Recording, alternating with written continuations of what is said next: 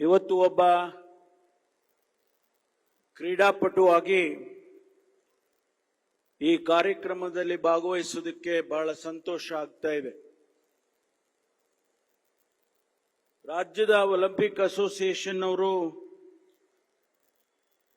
ಮಾನ್ಯ ಗೋವಿಂದರಾಜ್ ಅವರು ಹೇಳಿದಾಗೆ 1958ರಲ್ಲಿ ಪ್ರಾರಂಭ ಮಾಡಿ ಅಂದಿನಿಂದ ಇಲ್ಲಿಯವರೆಗೆ ರಾಜ್ಯದಲ್ಲಿ ಕ್ರೀಡೆಯನ್ನು ಉತ್ತೇಜನ ಮಾಡಿ ಯಾರಿಗೆ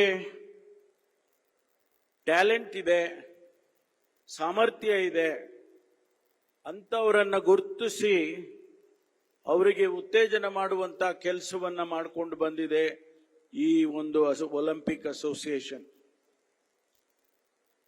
ಬಹುಶಃ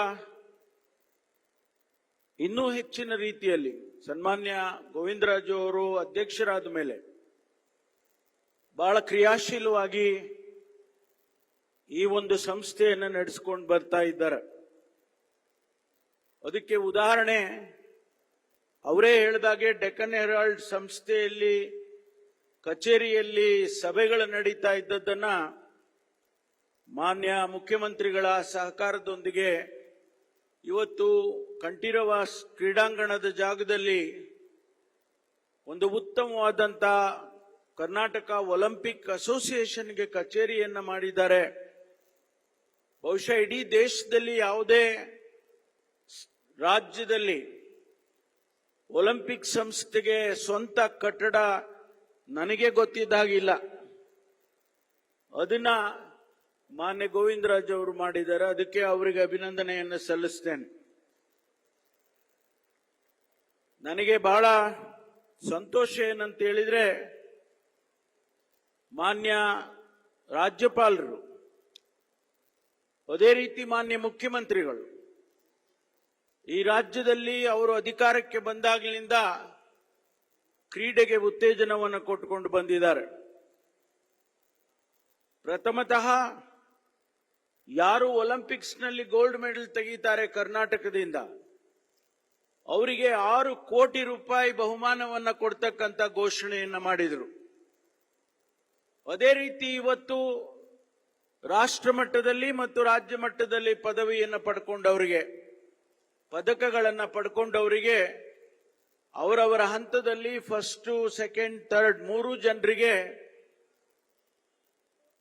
ನಗದು ಹಣವನ್ನು ಕೊಡ್ತಕ್ಕಂಥ ಒಂದು ಗೌರವ ಸಮರ್ಪಣೆಯನ್ನು ಕೂಡ ಮಾನ್ಯ ಮುಖ್ಯಮಂತ್ರಿಗಳು ಅನುವು ಮಾಡಿಕೊಟ್ಟಿದ್ದಾರೆ. ಅದಕ್ಕಾಗಿ ನಾನು ಮಾನ್ಯ ಮುಖ್ಯಮಂತ್ರಿಗಳಿಗೆ, ಅವರೇ ಕ್ರೀಡಾ ಸಚಿವರು, ಇವತ್ತು ನಮ್ಮ ಅದೃಷ್ಟ ಹೇಗಿದೆ ಅಂದ್ರೆ ಕ್ರೀಡಾಪಟುಗಳಿಗೆ ಒಬ್ಬ ಮುಖ್ಯಮಂತ್ರಿ, ರಾಜ್ಯದ ಮುಖ್ಯಮಂತ್ರಿನೇನೆ ಕ್ರೀಡಾ ಇಲಾಖೆಯ ಸಚಿವರಾಗ್ತಾರೆ ಅಂದ್ರೆ ಅದು ಬಹಳ ವಿರಳ.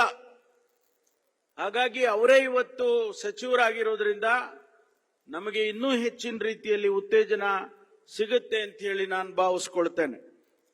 ಈ ಒಂದು ಸಂಸ್ಥೆ ಸಾಮರ್ಥ್ಯ ಇರತಕ್ಕಂಥ, ಅದರಲ್ಲೂ ವಿಶೇಷವಾಗಿ ಗ್ರಾಮೀಣ ಭಾಗದಲ್ಲಿಂದ ಬರ್ತಕ್ಕಂಥ ಕ್ರೀಡಾಪಟುಗಳಿಗೆ ಮೋಟಿವೇಟ್ ಮಾಡ್ತಕ್ಕಂಥದ್ದು, ಅದರ ಜೊತೆಗೆ ಯಾರು ಸಾಧನೆಯನ್ನ ಮಾಡ್ತಾರೆ ಅವರ ಅಚೀವ್ಮೆಂಟ್ಗಳನ್ನ ಗುರುತಿಸುವಂತದ್ದು, ಅದರ ಜೊತೆಗೆ ಅವರಿಗೆ ಒಂದಿಷ್ಟು ಉತ್ತೇಜನವನ್ನ ಕೊಡ್ತಕ್ಕಂಥದ್ದನ್ನ ಈ ಒಲಿಂಪಿಕ್ ಸಂಸ್ಥೆ ಮಾಡ್ಕೊಂಡು ಬರ್ತಾ ಇದೆ. ಅದಕ್ಕಾಗಿ ಇವತ್ತು ನಾನು ಬಹಳ ಸಂತೋಷದಿಂದ ಈ ಕಾರ್ಯಕ್ರಮದಲ್ಲಿ ಭಾಗವಹಿಸಿದ್ದೇನೆ. ಯಾರೆಲ್ಲ ಕ್ರೀಡಾಪಟುಗಳಿದ್ದಾರೆ ಅವರಿಗೆ ಶುಭವನ್ನು ಹಾರೈಸಿ ಮುಂದಿನ ದಿನಗಳಲ್ಲಿ ರಾಜ್ಯ, ರಾಷ್ಟ್ರ ಮತ್ತು ಅಂತಾರಾಷ್ಟ್ರೀಯ ಮಟ್ಟಕ್ಕೆ ಅವರು ತಲುಪುವಂತೆ ಆಗಲಿ, ಒಲಿಂಪಿಕ್ಸ್ ಮೆಡಲ್ಗಳನ್ನು ತರ್ತಕ್ಕಂಥ ರೀತಿಯಲ್ಲಿ ಅವರು ತಯಾರಿಯನ್ನ ಮಾಡಲಿ ಅಂತ ಹೇಳಿ ನಾನು ಈ ಸಂದರ್ಭದಲ್ಲಿ ಹೇಳಿ ಅವಕಾಶಕ್ಕಾಗಿ ಧನ್ಯವಾದಗಳನ್ನು ಹೇಳಿ ನನ್ನ ಮಾತುಗಳನ್ನು ಮುಗಿಸ್ತೇನೆ. ಜೈ ಹಿಂದ್, ಜೈ ಕರ್ನಾಟಕ. ನ್ಯೂಸ್ ಫಸ್ಟ್, ನಿರ್ಭೀತಿಯಿಂದ ನಿಮ್ಮ ಪರವಾಗಿ.